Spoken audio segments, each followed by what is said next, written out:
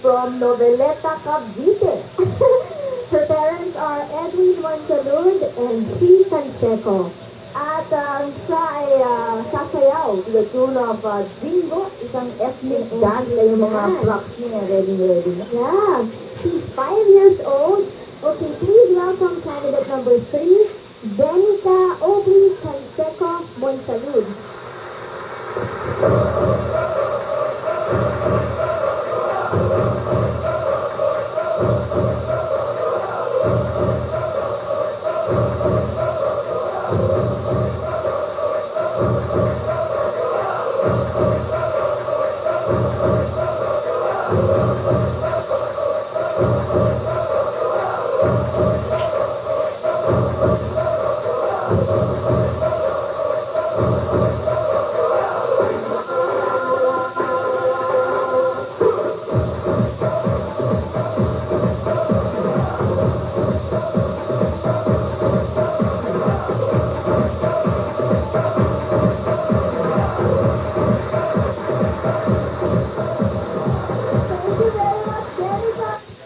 Albury Montalu.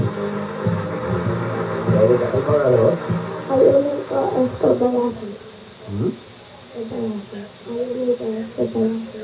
Japanese. Apa? Arte Mate. Sabihin mo nga hello sa kanila sa Japanese. Baka naman nagtatago ka lang, criminal na tayo. So, ano ka po? Parang, hindi na ka mga Japanese. Ay, hindi mo sila ng Japanese na konti. Okay, arigato. Parang thank you lang yun. Parang niloko mo kami. Arigato. Hindi na natin tatanong, mas Japanese. Okay.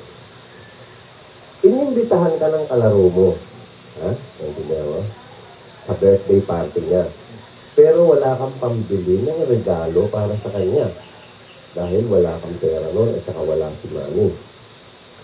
Ano ang gagawin mo pag hiningan ka nung kalaro mo, nung regalo mo sa kanya? Ano sasabihin mo? Kung sinabi niya, Bo, punta ka sa party. Ba't wala kang regalo sa akin? Ano sasagot mo? Sabihin ko po, wala kasi akong pera. Sorry naman. Sorry na lang. Kung hingan ka, kahit anong bagay, bigyan mo ako. Kunyari, guns yung kalaro mo. Hindi, kung humingi siya kahit ano, bigyan mo ako kahit anong gift. Ano yung bigyan mo? Sabi ko. Ano yung Barbie? Yung Barbie na. Konsultuhin mo na yung kamay, baka mamaya wala yung isang kamay. Okay po ba? Thank you very much. Okay, thank you. Wow! And before we announce our winner,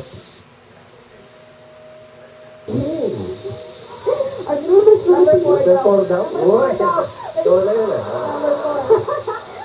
Okay, ang winner natin at contestant number 3. Congratulations to Benica Obi Montalud. And of course, matapos na para sa semi-final round of our Philippines 1997. Brought to you by Joe Rackford, Immunonutrients in cooperation with Energon Seed and Energon Seed Syrup.